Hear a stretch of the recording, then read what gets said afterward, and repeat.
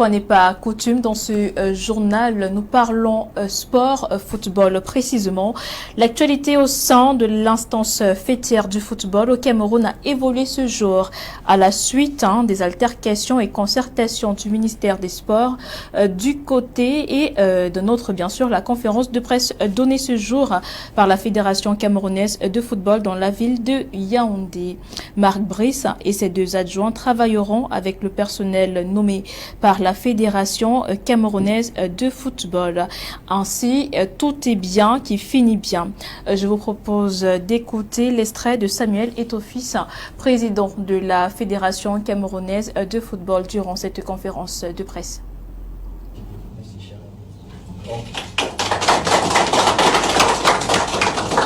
je vous prie, le code n'a pas beaucoup de temps, donc vraiment il faut déjà qu'il aille se reposer et puis il doit travailler avec d'autres collaborateurs pour la meilleure organisation. Vous savez qu'il n'ont que quelques jours avant que nos valeureux lions n'arrivent.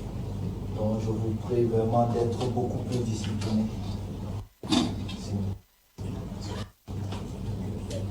Laissez-moi, je préviens parce que le code lui ne connaît pas ce rituel. Les nez, oui, on finit toujours on chante toujours l'universal. Vous verrez qu'à chaque fois, on vient. Bon, je ne suis pas pareil. On chante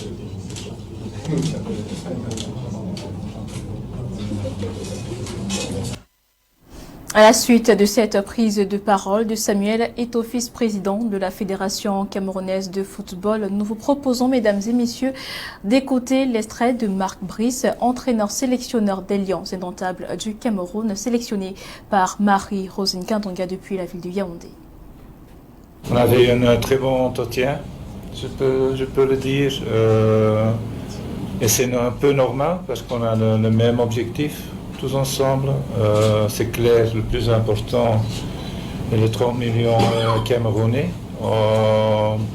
Ça donne un peu de charge de notre boulot, mais si on travaille en bonne manière tous ensemble, ça va arriver. Nous sommes fort occupés pour le moment parce qu'il y a seulement 7-8 jours avant le match. Alors c'est bien que le rendez-vous est pris maintenant et on va faire tout, bien sûr. On a besoin de tous les moyens, de toute l'expérience ici dans cette chambre pour réussir. Ce n'est pas un boulot d'une personne, ce n'est pas un boulot de deux, mais c'est tout le monde. On doit chercher la meilleure route et on va y arriver, sûr et certain. En attendant de revenir sur cette actualité, mesdames et messieurs, nous parlons de toute autre chose à présent. En tournée au Cameroun depuis 72 heures, l'ambassadeur des Nations Unies a été reçu en audience ce 29 mai dans la ville de Yaoundé par le président de la Commission des droits de l'homme du Cameroun. Le compte rendu des échanges avec Marie-Rosine Kandonga. Il a fallu près d'une heure d'échange entre l'ambassadeur des Nations Unies et le président de la commission en charge des droits de l'homme au Cameroun pour passer en revue l'état des lieux des droits de l'homme au pays. Comme vous le savez, le Cameroun est un pays exemplaire dans les dynamiques ici en Afrique centrale, dans les questions de gouvernance, dans les questions de paix, de stabilité. Mais le Cameroun fait face également à une situation de crise à l'extrême nord, dans le nord-ouest, le sud-ouest du pays. Et donc à ce titre, il était très indiqué que je vienne rencontrer le responsable de la structure en charge de la protection et de la promotion des droits de l'homme ici au Cameroun pour qu'on s'entretienne sur les acquis de son action, sur les difficultés qu'ils peuvent rencontrer, avec bien évidemment en appui la disponibilité des Nations Unies, que ce soit le bureau du coordonnateur résident avec qui je suis ou l'ensemble du système des Nations Unies à partir de New York pour pouvoir appuyer l'excellent travail que fait la Commission nationale des droits de l'homme en ce moment également où nous avons en perspective les élections de 2025. Une visite de travail dans le cadre de la tournée de l'émissaire des Nations Unies dans un contexte particulier, notamment celui de la préparation des présidentielles 2025, En réalité, les Nations Unies sont un grand soutien pour la Commission des droits de l'homme, un soutien multiforme. Nous soutenons la Commission des droits de l'homme, comme le président a eu à le souligner lui-même, à travers beaucoup d'outils, fourniture de documents, d'équipements pour les commissaires, actions de formation, des ateliers, les perspectives que nous avons dégagées, l'exemplaire travail que le Cameroun fait sur la lutte, par exemple, contre les discours de haine en Afrique centrale. De toutes ces questions, nous avons parlé et nous, en tant que système des Nations Unies, nous avons et les outils et l'expertise pour pouvoir aider la Commission nationale des droits de l'homme du Cameroun à mieux mettre en œuvre son mandat. L'ambassadeur des Nations Unies était accompagné du coordonnateur résident des Nations Unies au Cameroun. Au terme de cette visite de courtoisie, les deux personnalités se séparent dans une satisfaction totale. 42e session ordinaire du Conseil national de la communication. Le président du CNC, Joseph Tibounkeng, après le professionnalisme de l'information, à faire preuve de professionnalisme justement. Il appelle les professionnels de l'information à faire preuve de professionnalisme dans l'exercice de leur activité. Le bilan des suspensions avec Marie-Rosine Kandunga. L'ordre du jour de ces travaux a notamment porté sur l'examen des 5 cas de régulation, parmi lesquels l'affaire Samuel Eto'o-Fils, président de la Fédération camerounaise de football FECAFOOT, contre la station de radiodiffusion sonore dénommée Diambo FM 91, son directeur de publication Alain Denis Migné École. Le plaignant a saisi le conseil contre les surnommés pour diffusion au cours de l'émission intitulée « Les 11 entrants » du 15 février 2024, de propos prétendument non fondés, accusant d'avoir imposé le choix des joueurs titulaires aux entraîneurs de l'équipe nationale masculine de football du Cameroun. Le Conseil, après avoir établi la responsabilité de l'organe en cause pour diffusion d'informations non fondées, constitutive de manquements aux exigences professionnelles d'investigation, de recoupement et d'équilibre dans le traitement de l'information portée à la connaissance du public, a décidé d'adresser respectivement un avertissement à M. Lemogo Antoine Landry. Dans la même veine, l'affaire Conseil national de la communication CNC contre la chaîne de télévision Vision 4 et le journaliste Philippe Menyene Boni. Le Conseil, après avoir établi la nuance d'une part entre la chronique judiciaire, sort de comptes rendus autorisés aux journalistes avec une exigence d'impartialité et d'autre part, le commentaire délibéré sur un procès en cours qui est proscrite par la loi a relevé la responsabilité de M. Menyé Boni Philippe sur ce dernier point et a décidé de lui adresser un avertissement.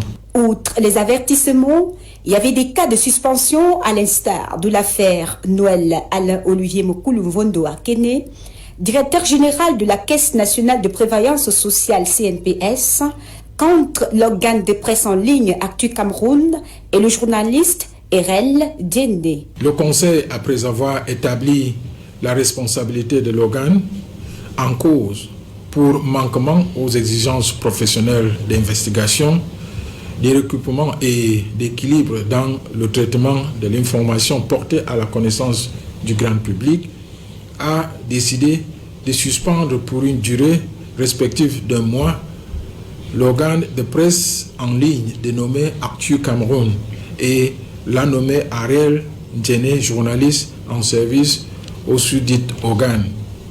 Par ailleurs, il y a eu un cas de non-lieu à suivre de l'affaire de l'espèce opposant le révérend Moma Joseph contre l'organe de presse écrite Paysan Élite, son directeur de publication et 2 journalistes de la dite organe. Le serviteur de Dieu a fait fi de cette affaire. Au terme de cette communication, Le président du Conseil national de la communication, Joseph Tcheboken Kalaboubsou, a appelé les professionnels de l'information à respecter l'éthique et la déontologie journalistique. Le leadership est la qualité par excellence d'un bon manager et parce que les leaders sont des apprenants, le cabinet Go Ahead Africa vient d'organiser sa 3e formation du programme de leadership d'impact. Écoutons. Il s'appelle que j'ai compris que les leaders sont les apprenants. C'est la fin de formation du programme de leadership Yemle et Ubuntu par Go Ahead Africa. Ses participants ont suivi le programme de bout en bout avec passion et détermination. Le programme annuel Ubuntu qui permet la formation des coachs impactant dans l'écosystème camerounais et africain. Le programme Yemle, quant à lui, privilégie la gestion et le management. Dans le module Yemle qui devait nous amener à nous coacher dans le développement personnel, en même temps dans la manière de communiquer avec le public.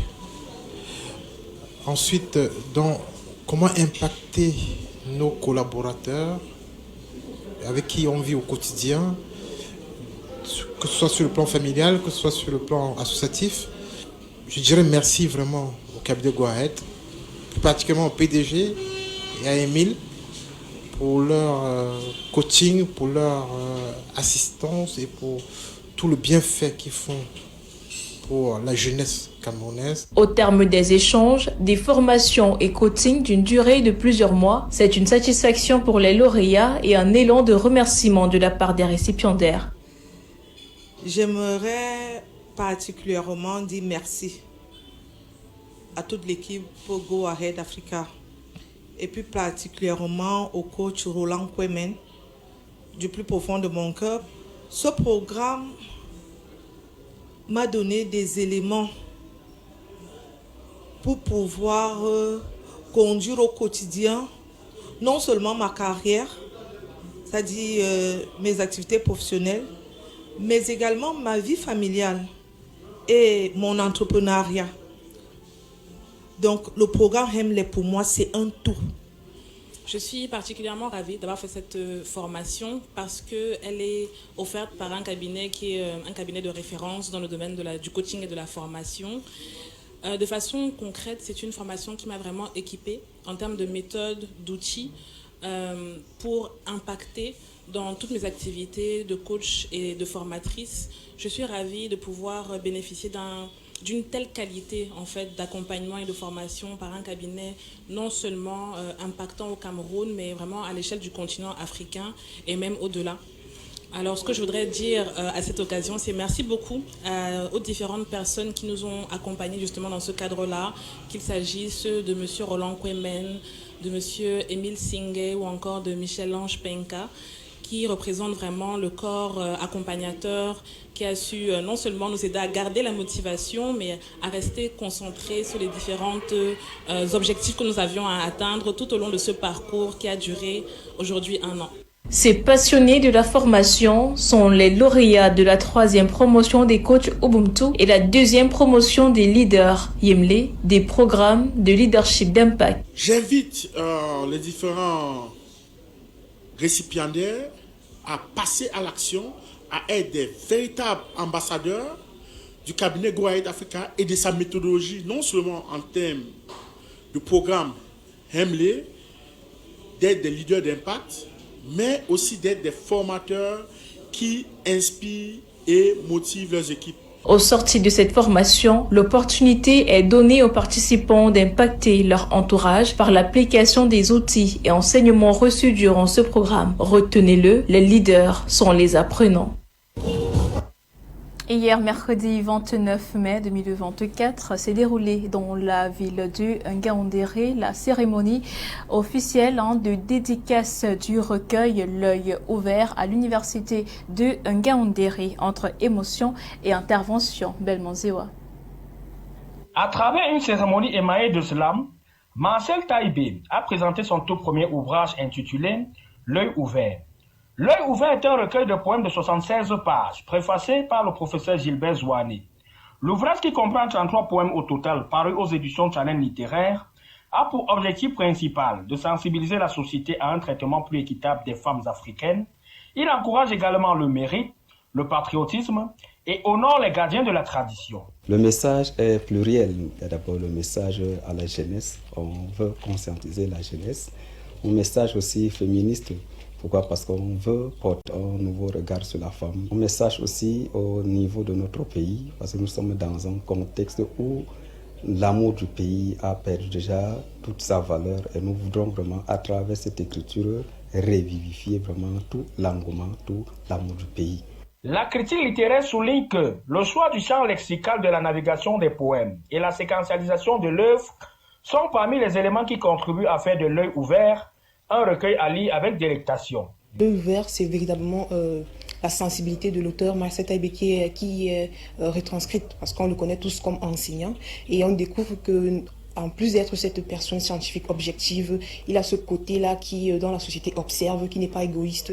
La cérémonie qui a réuni tous les composants de l'université de Ngaoundéré a été un événement chaleureux où les échanges et la poésie ont été partagés.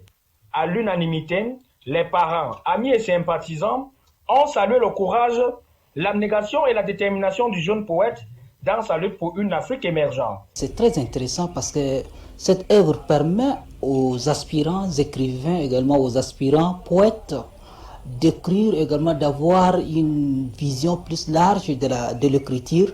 Marcel Taïbé, titulaire d'un doctorat PhD en lettres spécialisées en littérature comparée, occupe le poste d'enseignant-chercheur à l'université de Ngaoundéré. Poète, critique littéraire et membre du cercle des amis des lettres, l'originaire de Kaélé, dans la région de l'extrême nord, s'intéresse à l'esthétique des genres littéraires et aux problématiques identitaires à l'ère de la mondialisation. Il est également l'auteur de plusieurs publications scientifiques. Et nous reparlons sport dans ce journal. La réunion de concertation tenue hier au ministère des Sports a abouti à de nombreuses résolutions, notamment l'appel à la cohésion et l'union sacrée pour la victoire des Lions indomptables du Cameroun pour la compétition FIFA 2026 en ce qui concerne la Coupe du Monde. Des précisions avec Serge Sepo et Mathieu Echumot.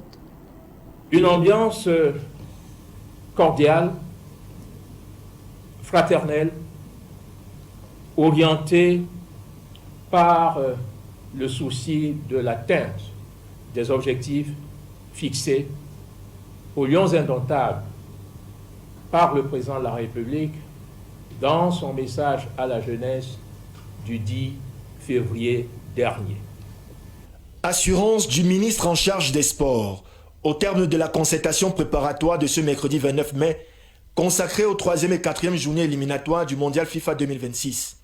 Signe d'une concorde entre les corps dédiés à l'accompagnement de l'équipe Fagnon vers sa campagne qualificative. À la cloche sonnée de l'Union sacrée devra répondre présent le 8 juin prochain contre le Cap-Vert, le 12e joueur. Ces supporters qui doivent constituer autour des Lions indomptables une véritable chaîne d'union et contribuer à ce que souffle dans la tanière, autour de la tanière, le souffle conquérant, le souffle compétitif, le souffle glorieux et victorieux qui a fait les belles pages de l'histoire des Lions indomptables. À tour de rôle, chaque instance administrative dûment représentée est notifiée de sa partition à jouer, et plus spécifiquement, la Fédération camerounaise de football.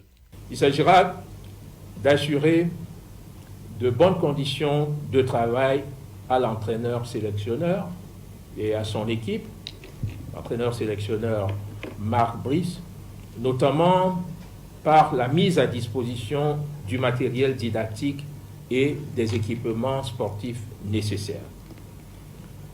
D'assurer une franche collaboration en vue d'une organisation harmonieuse de cette rencontre par le partage des informations utiles, nécessaires, adéquates, qui doivent être mises à la disposition de tous les intervenants dans la chaîne de l'organisation. La Fédération camerounaise de football qui ne saurait se mettre hors jeu, fort de ses missions et son ardent désir de contribuer à la refondation chère au président Paul Biya. Chaque fois qu'il y a un match comme celui qui est annoncé, il y a toujours une réunion de préparation. Quoi de plus normal que les réunions, ces réunions de préparation. Et je le dis encore, chacun doit rester dans le cadre des missions qui sont les siennes. À la tutelle, à la Fédération camerounaise de football opérationnelle sur le plan administratif et technique, ses missions. Le ministre des Sports et de l'Éducation physique signe ainsi, avec fermeté et dans une démarche de cohésion, la fin du cafouillage autour de la tanière des Lions indomptables. Et pour terminer, je vous invite à écouter la réaction du président de la Fédération camerounaise de football. Samuel Etofi, en conférence de presse tenue ce jour même dans la ville de Yaoundé. Il s'est exprimé au micro de Romuald Ngatia et Marie-Rose Ngandonga. Tout d'abord, je commencerai par vous présenter des excuses parce que lors de notre première malheureuse rencontre, il y a eu beaucoup d'émotions. Je préfère le dire comme ça, mais comme vous le savez, vous étant plus important que nous, le peuple camerounais étant plus important que nous, c'est le seul intérêt qui devrait nous animer à travailler. Bon, je suis plutôt content d'avoir échangé avec le coach et comme j'ai dit au sélectionneur, nous avons des convictions, nous ne changerons pas. Nous avons, depuis 2 ans, essayé de travailler pour donner ce qu'il y a de meilleur à notre équipe nationale, à nos équipes nationales, à notre football. Je pense que pour certains d'entre vous, le côté administratif qui nous posait des problèmes à l'époque, où on avait des résultats, on n'a plus ces problèmes. Et je pense que le coach qui vient d'un environnement où il aura besoin de ce côté administratif très professionnel, il était donc important pour nous de maintenir le cap pour le Cameroun. Et je suis vraiment heureux de retravailler avec vous aujourd'hui que je suis à ce poste de responsabilité.